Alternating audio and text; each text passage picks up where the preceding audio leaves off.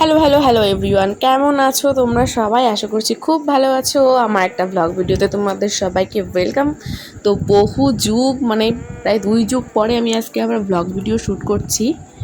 প্রেগনেন্সিতে আমি একটা ব্লগও সেরকমভাবে করতে পারিনি, কারণ প্রেগনেন্সিতে তোমরা জানোই কীরকম দুর্বল লাগে। তারপরে আফটার সি-সেকশনও আমি কোনো ভিডিও করতে পারিনি। তো এখন থেকে ভাবছি রোজ ব্লগ স্টার্ট করব। তো দেখো, ঘুম থেকে উঠে গেছি, আর বাচ্চা সামলিয়ে ব্লগ করা খুবই টাফ, তবুও আমি চেষ্টা করব, যেহেতু আমার একা হাতে সংসার। তো ঘুম থেকে উঠে আগে মাথাটা ভালো করে কোম করে নিলাম, যেহেতু খুব মেসি ছিল হেয়ারগুলো। তারপরে গিয়ে জানলাগুলো সব খুলে নিলাম। আর ওকে দেখো, বিছনা চাদরটা চেঞ্জ করব, এর জন্য ওকে কোথায় রাখবো, ওর জন্য ওকে নিচে বসিয়ে রেখেছিলাম। ও একা একা শুয়ে পড়েছে, এর জন্য চারি সাইডে বালিশ দিয়ে দিয়েছি, যদি পড়ে গেলে যদি মাথায় লাগে, এর জন্য পড়লে বালিশের পরে মাথায় পড়বে। দেন আমি বিছনা চাদরটা সুন্দর করে পেতে নেব। আর আমার না ম্যাক্সিমাম বিছনা চাদরই সাদা কালারের, এর জন্য হয়ে যাচ্ছে সমস্যা, এত নোংরা করে ফেলে ও। বিছনা চাদর 2-3 দিন অন্তর অন্তর আমার বিছনা চাদর কেচে দিতে হয়, কিন্তু তবুও কিছু করা যাবে না, কাচতে তো আমাকে হবেই। তো এই যে ওকে চারি সাইড দিয়ে খেলনা দিয়ে বসিয়ে রেখে বিছনা চাদরটা সুন্দর করে গুছিয়ে টুছিয়ে নিলাম। তারপরে গিয়ে উনি তো বাবু মশাই রাত 3:30-4টের নিচে ঘুমাবে না, আর ওইদিকে সকালবেলা উঠবে না, আর ওর জন্য আমারও ঘুম হয় না, আর আমারও বেলা হয়ে যায় উঠতে। তো দেখো, বিছনা চাদরটা ঠিকঠাক করে নিয়ে এইদিকে দেখো আমার শোকেসটার সামনে, ড্রেসিং টেবিলটার সামনে ওর দুধের কৌটো, তারপরে ওর ফ্লাক্স এইগুলো থাকে বলে একদম বাজে লাগে দেখতে, তবুও ওখানটাই রাখি। ওখানে রাখলে আমার সুবিধা হয়, সবসময় রেডি করতে হয় তো। আর এইদিকে দেখো আমার যার পুজো দেওয়া হয়ে গেল, আর আমি সবে উঠে কাজ করছি, এখনও চাও খেতে পারলাম না। যাই হোক, ওদের লাইফস্টাইলটা আলাদা আর আমার লাইফস্টাইলটা একদম অন্যরকম, তো কারোর সাথে কারো তুলনা করলে হবে না। তো আমি এখন একটু চা করে নিয়ে এসে যে চা খাচ্ছি, আর উনি তো বিস্কুট খাবে, ওই শক্ত টোস্ট বিস্কুট, উনি তো খেতে পারে না, তবু ওনার হাতে একটা দিতে হবে, উনি নানা ঝোনা মাখিয়ে নেখে দেবে। যাই হোক, এই যে আমি এখন ওকে অনেক অনেক অনেক অনেক আদর করছি। 50টা 100টা 200টা হাম্পু খেয়েছি। হাম্পু আমার খেতে ইচ্ছাই করে, বন্ধ করতে ইচ্ছা করে না।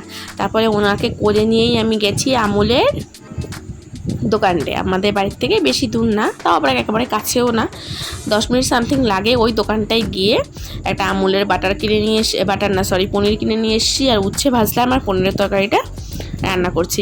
আমুলের এই পনিরটাই কি হয়, ভাজতে গেলে কড়াইতে লেগে যায়, কেন আমি জানি না, এর জন্য আমি কাঁচাই রান্না করি। কিন্তু মিষ্টির দোকান থেকে পনির আনলে সেটা আমি ভেজে রান্না করি। তো দেখো, প্রথম গরম ভাতে ঘি খাই, আমি প্রথম পাতটায় ঘি ভাত খাই, তারপরে উচ্ছে ভাজা দিয়ে খেলাম, তারপরে পনিরের তরকারি দিয়ে এবার ভাত খাচ্ছি।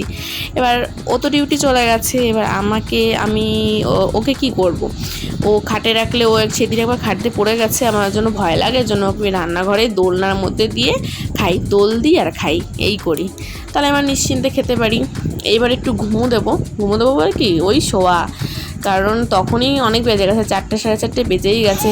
এর মাঝখানে ওকে চান করানো সব কিছু আমার হয়ে গেছে, জামা কাপড় কাচা টাচা। আর এই যে এবার সন্ধ্যা হয়ে গেছে, আজকে বৃহস্পতিবার ছিল।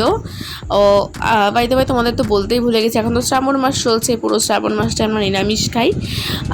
এই যে সন্ধ্যা হয়ে গিয়ে এইবার রাতের খাবার আমি সন্ধ্যার পরপরই তৈরি করে রাখি, কারণ ও আসলে তাহলে ওর সাথে একটু কথা বলতে পারি, গল্প করতে পারি। তো আমি এবার আলু কুচিয়ে নিলাম, আর এবার আলুটা ভাজবো। আর দুপুরে তো পনিরের তরকারি ওর জন্য তুলেই রেখেছি, আর ওকে ফোন করে বলেছি কোনো কিছু একটা মিষ্টি টিষ্টি নিয়ে আসতে রুটির সাথে খাওয়ার জন্য। তো দেখি কি মিষ্টি নিয়ে আসে। আর এই যে আমি একদিকে ওটা দোল দিচ্ছি, আর উপরের এই কালারফুল এইগুলো এরকম করে নাড়াচ্ছি, খুব মজা পায় এগুলো করলে। আর আমি আরেকদিকে আলু ভাজছি, আর আটাটাও মেখে রাখবো, তাহলে পরে ও আসলে গরম গরম রুটিটা সেঁকে নেব। রুটি করতে তো বেশি সময় লাগে না। তো এই যে নুন হলুদ দিয়ে আলুটা কুচকুচ করে একটু কালো জিরে ফোড়ন দিই আমি, পেঁয়াজ দিয়ে আমার আলু ভাজা খুবই ভালো লাগে খেতে, কিন্তু পেঁয়াজ তো খাওয়া যাবে না, এর জন্য আমি কালো জিরে একটু ওর মধ্যে দিলাম, আর কাঁচা লঙ্কা চিড়ে দিলাম। আর তোমরা ভাবতে পারো যে আমি বাঁ হাত দিয়ে মাখাচ্ছি, কিন্তু অ্যাকচুয়ালি কিন্তু বাঁ হাত দিয়ে মাখাচ্ছি না, কারণ ক্যামেরাতে উল্টো রিফ্লেকশন দেখায়, তোমরা তো জানোই, এর জন্য বাঁ হাতে দেখাচ্ছে, কিন্তু অ্যাকচুয়ালি কিন্তু ডান হাত দিয়েই সব কিছু করছি।